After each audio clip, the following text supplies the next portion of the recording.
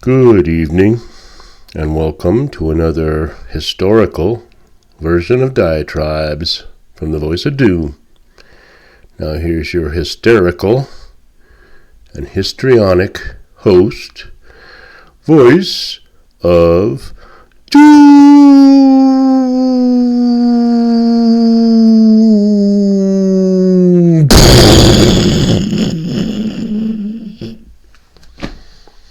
Hello. I'm back, and I'm going to try to do the diatribe I was planning on doing, even though it's probably going to be boring. I did a little research, and I bored myself to death, so I'm lucky to be alive. But I wanted to just kind of do a compare and contrast and a little bit of commentary on current affairs and leaders past and present. And by leaders, I mean all leaders, whether they're evil, murderous bastards, or whether they're the salt of the earth, the greatest of the great. Now, World War II. Near the end, when it was obvious that Germany was going to lose and Japan would follow suit, three leaders got together at Yalta, named Franklin Delano Roosevelt, Joseph Stalin, I don't know his real name, Yashkevili or something weird. They always change their names, and Winston Sir Churchill. And each had a different personality. Roosevelt was a progressive, but by today's standards, he was pretty conservative. He wanted to pack the court in order to get his way. He was very much into civil rights, and minorities loved him. And he got us out of the Depression by ramping up the military. In fact, we weren't coming out of the Depression until World War II broke out. And that's when what used to be America came into its own. But that's a long story, and I don't want to get into the weeds too much because it's boring. Winston Churchill, just a statesman. He was a reactionary to the placating and namby-pamby attitude of Sir Neville Chamberlain, who had the piece of paper in his hand saying "Peace is in our time," right before the whole world blew up. And after the world blew up, Churchill came in as Prime Minister of England. And then there was Joseph Stalin, who was a monster, opportunist, and wormed his way up to the top of the Soviet ladder after the death of Stalin. Anecdotal stuff. I mean, Stalin killed his best friend. Schicklgruber killed his best friend. Mao Zedong killed his best friend. They all killed their best friends. Stalin killed his, well, not best friend. He killed Trotsky, who didn't like Stalin. You can get into the weeds if you like, but basically these three people who were from different political stripes, Roosevelt and Churchill were kind of alike. Churchill was basically a liberal, okay? But he was a wartime prime minister. And after the war was won, they ousted him, which is the want of the Brits. It's like, let's move on to somebody else. The next meeting was going to be at Potsdam with three people, and two of which were different. One was Harry S. Truman, one was Attlee, Prime Minister, England, and Stalin. And they decided they were going to divide up the world the way they saw fit. And they did just that. They were people of stature, political stripe, put it aside. They were people of stature. Even Stalin, say what you will about him, he worked his way up to become the leader of the second strongest country in the world. And he starved people, and millions of people were exiled, millions of people died, millions of people were sent to Siberia.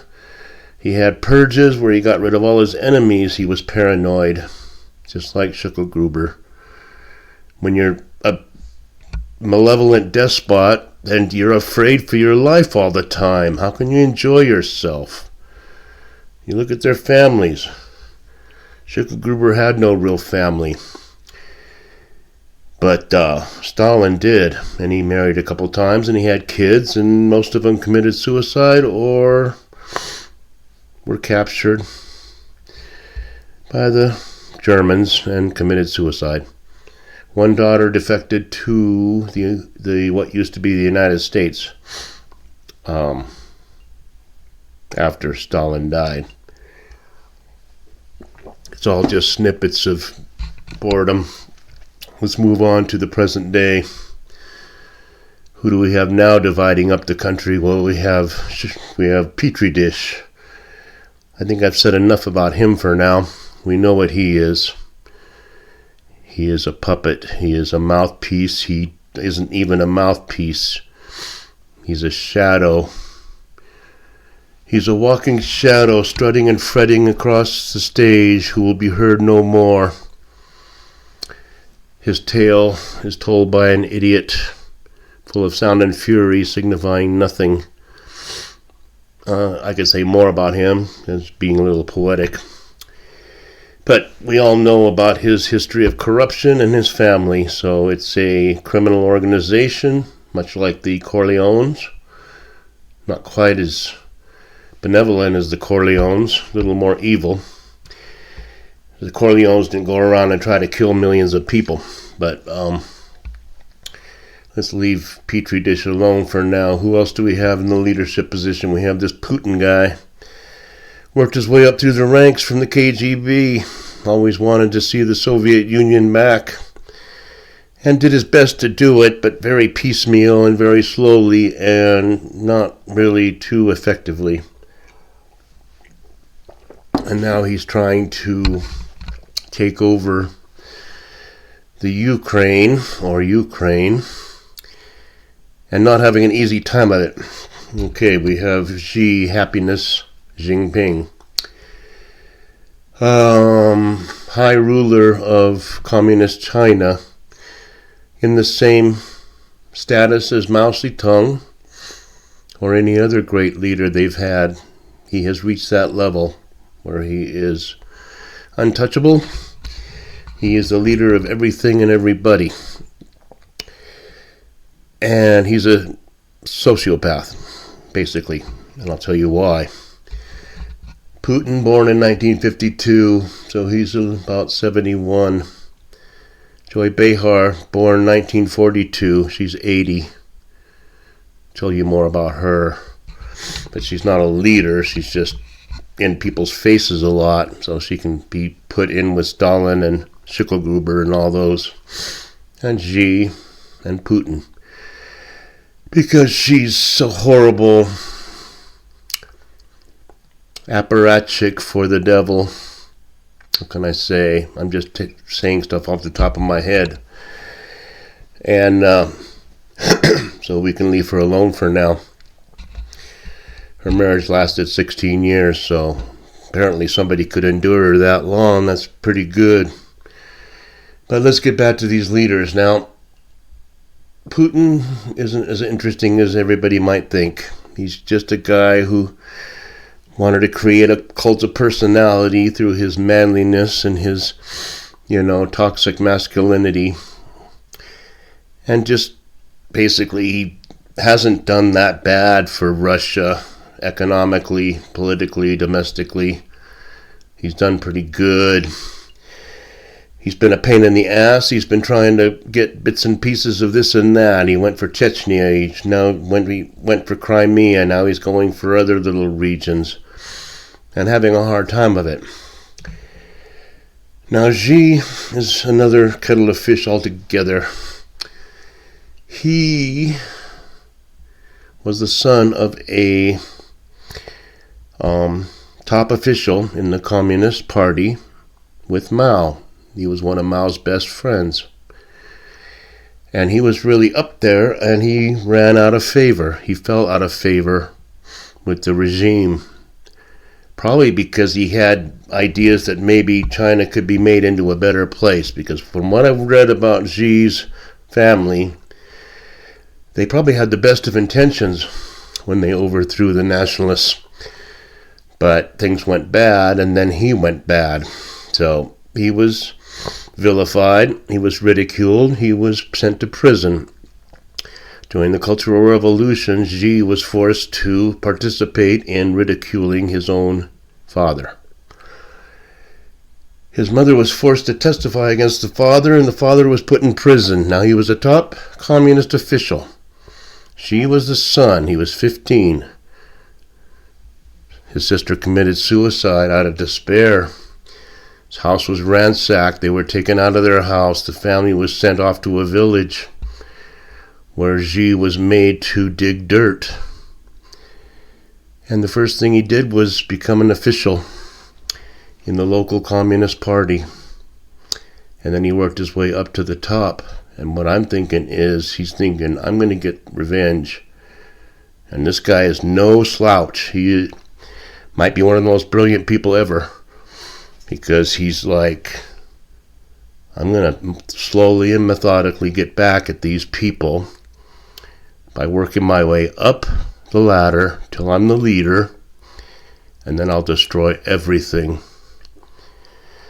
So people better think about that. Now, he has nothing to lose, no matter what happens. I've told you this before, and if you don't know it by now, then you're woefully ignorant. He has nothing to lose by doing anything because he doesn't care if his country is destroyed, because the country destroyed him. He can say he's a communist. He can say he's the leader of the People's Republic. But he's not. Deep down in his heart, he hates them. And he is in the catbird seat to go ahead and pull off any kind of shenanigans. Send 2,000 balloons all with viruses attached to them. Shoot them down. Go ahead. Disperse the virus. I mean, I could come up with so many ideas. I don't want to say anything because I don't want to give him any ideas. But here's the three leaders we have. Petri dish, representing what used to be the United States. Two leaders that are looking at Petri dish who are allying themselves together. Vladimir the Mad Putin and Xi Happiness allying themselves against Petri dish, who is presiding over a declining entity. I won't call it a country. And that's the way things go. Rome wasn't built in a day and it didn't fall in a day. But the arrogance, the hubris of Americans, what used to be, thinking that since we've always been a superpower in our lifetime, and always will be, we're impervious, we're exempt. There's not going to be a decline of what used to be America, even though we're seeing it with our own eyes. And these two other countries are allying themselves together and pooling their resources. What used to be America is cutting off our own resources. Obviously, we're getting rid of our farmland. We're getting rid of food processing plants. We're getting rid of power plants. We're getting rid of fossil fuels. And we're not allowing any exploration or excavation of rare earth metals, which we need for the electric cars that Petri dish wants so much. So you come to your own conclusion from what I've just told you. I just wanted to wrap up a neat little package for you to realize why we're doomed. And it's obvious, and everybody's noticing it now. Wayne Allen Root is taking credit for saying he was the first doomsday sayer, and no, it was me. So none of you other touts, Victor Davis, Peterson, all you guys, do not try to compete with me. I was the first. I knew it was going to happen years ago. By the national debt, that's where I started. And now that I'm seeing what I'm seeing, it's more assured than ever. So I'll leave you with that. It wasn't very good, but maybe it was kind of interesting for some people. And I'll keep going along this vein until we are in pits. Okay, bye.